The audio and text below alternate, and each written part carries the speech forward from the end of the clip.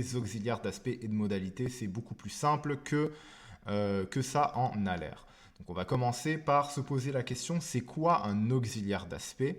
Tout d'abord, c'est quoi un auxiliaire? Donc si vous vous rappelez de vos participes passés, pensez au participe passé. On a un auxiliaire qui est un verbe précédent le verbe principal. Par exemple, l'auxiliaire être et l'auxiliaire avoir. Donc au niveau de l'auxiliaire être, si on prend comme exemple « il est tombé », et c'est l'auxiliaire parce que « et » ça fait partie du verbe être, et « tomber » c'est le verbe principal de la phrase, c'est le verbe qui nous intéresse le plus. L'auxiliaire avoir par exemple, il a reçu, a c'est l'auxiliaire avoir, reçu c'est le verbe principal, c'est le verbe reçu, c'est le verbe qui nous intéresse le plus dans la phrase. Donc un auxiliaire d'aspect, c'est un peu différent. Donc c'est toujours un verbe et il est toujours précédé d'un verbe principal qui est toujours un verbe à l'infinitif en l'occurrence, ou à quelques petites exceptions, un verbe au participe présent ou gérontif, mais ça c'est à quelques exceptions. Mais la différence avec un auxiliaire de participe passé, c'est que l'auxiliaire de modalité définit quand et la durée de l'action ou du fait. Donc ça a l'air compliqué, mais c'est très facile, vous allez voir. On a un exemple juste en dessous. Il ne va pas tarder à partir. Donc ne pas tarder à faire quelque chose, c'est l'auxiliaire, d'accord? Donc là, on n'est pas comme dans les auxiliaires être ou avoir, où c'est très simple, ce n'est qu'un mot et c'est tout. Un auxiliaire d'aspect, ça peut être plusieurs mots, d'accord? Donc, en l'occurrence, dans cet exemple-là, c'est ne pas tarder à. Plus le verbe principal, qui est partir, c'est le verbe qui nous intéresse le plus, c'est le verbe partir, parce que c'est le verbe qui fait l'action principale de la phrase. Donc, ne pas tarder est un auxiliaire démontrant que le moment se passe avant l'action. Donc, l'action de partir n'est pas encore arrivée, donc c'est avant de partir. Donc c'est pour ça qu'on dit que ne pas tarder à faire quelque chose, eh bien c'est un auxiliaire où le stade de l'action n'est pas encore arrivé. D'accord? Ensuite, il faut savoir qu'on a différents auxiliaires d'aspect. Donc contrairement aux auxiliaires de participe passé qui ne sont que les auxiliaires avoir et être.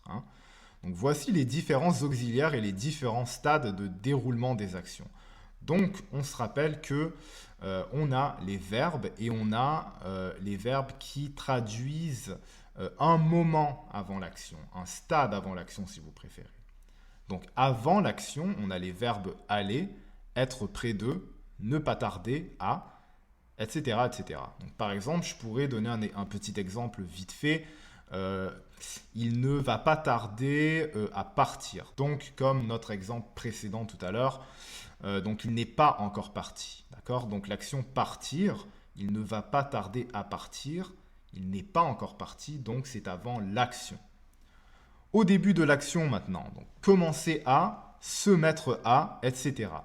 Donc je pourrais dire comme exemple, il commence à pleuvoir. Donc il vient tout juste de commencer à pleuvoir. Pleuvoir, c'est l'action principale. Donc la pluie vient de commencer. On est au tout début de l'action de pleuvoir. Pendant l'action maintenant. Continuer à, continuer de, être en train de, aller plus le participe présent ou gérontif, etc., etc. Je pourrais faire un petit exemple rapide. Il est en train de conduire, par exemple. Donc, l'action principale, c'est le fait de conduire. Donc, être en train de conduire, ça veut dire qu'il conduit présentement. Donc, il n'a toujours pas fini de conduire. Il ne va pas commencer à conduire. Il n'a pas terminé de conduire. Il est en train de conduire. Donc, l'action se passe maintenant. Donc, pendant l'action. À la fin de l'action, maintenant, on a cesser de, finir de, achever de, etc. Je pourrais faire un petit exemple rapide. Donc, il cesse de pleuvoir, par exemple. Donc, il vient tout juste de cesser de pleuvoir, c'est-à-dire que la pluie est en train de s'arrêter. Donc là, on est vraiment tout à fait à la fin de l'action. Maintenant, on est après l'action, par exemple, sortir de ou venir de, etc. Je pourrais donner comme exemple, on va dire, il vient de manger. Donc, venir de manger, ça veut dire qu'il a fini de manger. Ça veut dire que l'action est finie, donc c'est après l'action. Donc il vient de finir de manger. Donc il vient de manger plutôt. Ensuite, on a quelques petits exemples. Donc je vous ai déjà donné des exemples, mais c'est toujours mieux de le voir à l'écran. L'exemple 1, le match est sur le point de commencer. On a l'auxiliaire d'aspect qui est sur le point 2, donc être sur le point 2, c'est l'auxiliaire. Le stade, ça se situe avant l'action. Donc le match est avant l'action de commencer. Donc l'action de commencer, donc le match qui commence, c'est avant l'action. Donc, être sur le point de commencer. Donc le deuxième exemple, il cesse de pleuvoir. Donc on a l'auxiliaire d'aspect cesser de, donc cesser de faire quelque chose. Et on a le stade qui se situe à la fin de l'action. Donc par exemple, dans ce cas-là, à la fin de l'action de pleuvoir. Donc il ne pleut plus. D'accord ? Maintenant, on a un petit exemple ici. Donc un petit exercice plutôt. L'exercice, ça va être de souligner l'auxiliaire d'aspect et le verbe à l'infinitif ou présent gérontif s'il y en a. Donc nous, on se retrouve après ce petit exercice avec les réponses. Donc on est revenu avec les réponses. Massimo ne tardera pas à sauter sur la glace. Donc ne tardera pas à, c'est l'auxiliaire d'aspect. Sauter, c'est le verbe principal parce que c'est le verbe à l'infinitif. Elle ne cesse de retoucher sa coiffure depuis des heures. Ne cesse de, c'est l'auxiliaire d'aspect et retoucher, c'est le verbe principal parce qu'il est à l'infinitif. Cette équipe était à deux doigts de, donc être à deux doigts de faire quelque chose, c'est l'auxiliaire d'aspect. Gagner, c'est le verbe à l'infinitif. Voilà Edna qui commence à improviser en solo, donc l'auxiliaire commencer à. Improviser, c'est le verbe à l'infinitif. Et finalement, l'assistance à ces matchs va en augmentant, donc va, c'est l'auxiliaire d'aspect. Donc à mon sens, c'était vraiment l'exemple le plus difficile. Donc c'était l'exemple où on avait un participe présent ou un gérontif. Donc là, on a le participe présent en augmentant. Alors maintenant, on va se pratiquer à faire un petit exercice. Ça, c'est l'exercice principal pour voir si vous avez compris réellement qu'est-ce que sont les auxiliaires d'aspect et les stades. Donc pour chaque phrase, remplissez le tableau suivant en y mettant les auxiliaires dans une colonne et le stade de ceci dans l'autre. Donc nous, on se retrouve avec les réponses tout de suite. Alors voici les réponses. Massimo ne tardera pas à sauter sur la glace. Ne tardera pas à, ça c'est l'auxiliaire. Et ça se situe avant l'action de sauter parce que Massimo n'a pas encore sauté sur la glace. Ensuite, elle ne cesse de retoucher sa coiffure depuis des heures. Ne cesse de, c'est l'auxiliaire. Et ça se passe pendant l'action parce qu'elle est en train de retoucher sa coiffure. Donc elle est en train de le faire. Elle est en train de faire d'action. La phrase C maintenant. Cette équipe était à deux doigts de gagner le match. Donc être à deux doigts de faire quelque chose. Était à deux doigts de, c'est l'auxiliaire. Et c'est avant l'action. Pourquoi c'est avant l'action? Parce qu'ils n'ont pas encore gagné le match. Ils étaient à deux doigts de gagner le match. Donc, l'action principale étant de gagner, ils n'avaient pas encore gagné à ce moment-là, donc on peut dire que cette action-là se passe avant l'action. La phrase D, voilà Edna qui commence à improviser en solo. Donc, commence à, c'est l'auxiliaire, et là, on est au tout début de l'action, donc elle commence à improviser en solo plutôt, à la différence d'être pendant l'action. Pourquoi on ne dit pas pendant l'action? C'est tout simplement parce que c'est pas comme si elle était en train d'improviser, que ça faisait 40 minutes qu'elle improvisait, qu'elle était en plein dedans. D'accord? Donc là, on est vraiment au tout début, au tout début de l'action. L'assistance à ces matchs va en augmentant. Donc là, on a l'auxiliaire va et en augmentant qui est le participe présent. Donc là, on est pendant l'action. Donc l'assistance à ces matchs va en augmentant, c'est-à-dire que l'action d'augmenter est encore en processus. On vient tout juste de connaître le résultat du match plutôt. Vient de, c'est l'auxiliaire, et à la fin de l'action, ça se passe à la fin de l'action parce que le résultat du match, donc le fait qu'on connaît le résultat du match, ça vient d'arriver tout de suite. Donc maintenant, on tombe dans les auxiliaires de modalité. Donc vous allez voir, c'est beaucoup plus simple.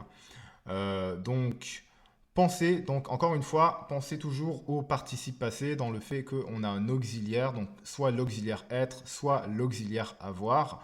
Sauf que là, un auxiliaire de modalité, qui est toujours un verbe, bien évidemment, précède le verbe principal, qui lui est toujours un verbe à l'infinitif. C'est que l'auxiliaire de modalité définit le sens du verbe principal. Donc il y a un exemple ici pour que vous sachiez qu'est-ce que je viens de dire. Donc Héloïse a failli tomber dans l'eau. A failli, c'est l'auxiliaire, donc l'auxiliaire faillir. Tomber, c'est le verbe principal. Donc c'est le verbe qui est à l'infinitif, c'est le verbe qui nous intéresse le plus dans la phrase. Donc faillir est un auxiliaire démontrant la non-réalisation de l'action, c'est-à-dire qu'elle n'est pas tombée dans l'eau, elle a failli tomber dans l'eau tout simplement, ça n'est pas arrivé. Donc d'où le non-réalisation de l'action. Donc la non-réalisation, ça n'est finalement pas arrivé. Voilà ce que ça veut dire. Donc bien entendu, on a différents auxiliaires de modalité, il y en a plusieurs, contrairement encore aux auxiliaires de participe passé où on n'a que le verbe avoir et le verbe être. Donc voici les différents auxiliaires et les sens exprimés de chaque auxiliaire. Donc on a le premier sens qui est l'obligation. Donc avoir à, devoir, etc. Par exemple, tu dois faire tes devoirs. Donc là, on a l'auxiliaire devoir, l'auxiliaire doit. Donc ça, c'est une obligation de faire quelque chose. La possibilité maintenant. Donc être à même de, pouvoir, etc. Est-ce que tu peux arranger ce problème? Donc c'est une possibilité de faire quelque chose. Tu as la possibilité d'arranger ce problème. Ensuite, on a la probabilité ou l'apparence. C'est très important de ne pas confondre probabilité et possibilité, tout simplement parce que probabilité, c'est l'apparence de quelque chose. Il semble quelque chose. Donc, par exemple, devoir, pouvoir, sembler, qui peuvent être des auxiliaires de modalité au niveau de la probabilité. Par exemple, je pourrais dire il paraît pleuvoir ce matin. Donc, je ne sais pas vraiment s'il pleut, mais en tout cas, il a l'air de pleuvoir. Donc, il semble pleuvoir, donc sembler, donc c'est la probabilité. Il y a la probabilité qu'il pleuve ce matin, tout simplement. Finalement, on a la non-réalisation, comme on l'a vu dans notre exemple précédent. On a les verbes faillir, les auxiliaires faillir plutôt, comme on l'a vu dans notre exemple précédent, encore une fois, manquer de, passer près de, etc., etc. Donc je peux donner un petit exemple. Il est passé près de mourir. Donc voilà, donc il n'est pas mort, ça ne s'est pas réalisé, donc non-réalisation. Donc voici ce qui en est pour les auxiliaires de modalité au niveau de la non-réalisation. Et maintenant, voici quelques petits exemples encore. On a la première phrase, cette jeune fille doit avoir 15 ans environ. Donc l'auxiliaire de modalité, c'est l'auxiliaire devoir qui prend le sens de la probabilité. Donc elle a probablement 15 ans. Je ne sais pas si elle a 15 ans, mais c'est une probabilité. Ensuite, on a l'exemple 2. Tu dois avertir les invités de cet événement. Donc vous voyez, c'est toujours le même verbe, sauf que cette fois-là, l'auxiliaire devoir prend un sens différent. Ce n'est pas un sens de probabilité dans cet exemple-là, mais c'est un sens d'obligation. Ça veut dire que tu dois avertir les invités, tu es obligé d'avertir plutôt les invités de cet événement. Donc voilà pourquoi, dans ce sens-là, devoir est un auxiliaire d'obligation. Alors maintenant, on va se pratiquer. Voici un petit exercice. Donc, souligner l'auxiliaire de modalité et le verbe à l'infinitif. Et nous, on se retrouve tout de suite avec les réponses. Donc, voici les réponses. Tout le monde te l'a dit, tu dois rester jusqu'à la fin. Alors, on a l'auxiliaire devoir, donc tu dois rester jusqu'à la fin. Hier, elle a failli tomber dans l'escalier, donc failli, c'est l'auxiliaire. Tomber, c'est le verbe à l'infinitif, parce qu'il se termine en ER. Elle paraissait chercher quelque chose dans cette maison, donc paraissait, c'est l'auxiliaire, donc l'auxiliaire paraître en l'occurrence. Chercher, c'est notre verbe à l'infinitif parce qu'il se termine en ER, encore une fois. Nous ne pouvons présenter notre pièce sans costume, donc pouvons, c'est l'auxiliaire, donc l'auxiliaire pouvoir. Présenter, c'est le verbe principal, donc parce que présenter se finit avec un ER. Finalement, serez-vous à même de vérifier cette information? Serez-vous à même de, c'est l'auxiliaire, donc être à même de faire quelque chose, et vérifier finalement qui est le verbe à l'infinitif parce qu'il se termine en ER également. Donc le verbe à l'infinitif, ça pourrait être aussi un verbe qui se termine en IR, aussi en finir, partir ou peu importe. C'est juste que là, en l'occurrence, je n'ai que mis des exemples avec des verbes du premier groupe. Alors maintenant, on a un dernier exercice avant la fin de la vidéo. Donc pour chaque phrase, remplissez le tableau suivant en y mettant les auxiliaires dans une colonne et le sens OPPN.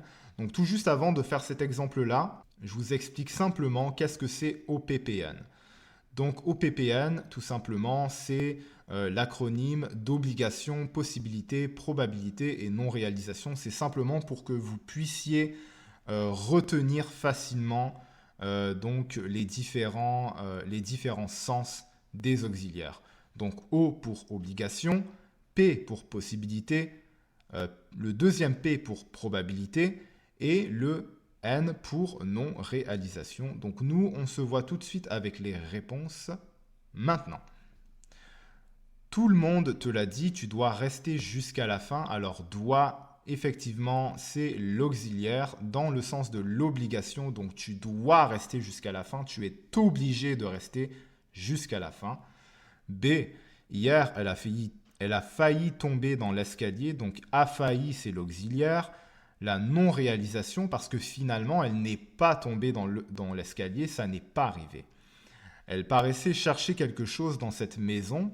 Paraissait, c'est l'auxiliaire, et c'est un sens de probabilité, parce que on se souvient que probabilité, c'est aussi un sens d'apparence, c'est-à-dire qu'on dirait qu'elle cherche quelque chose. Est-ce qu'elle cherche quelque chose? On ne le sait pas, mais on dirait qu'elle cherche quelque chose.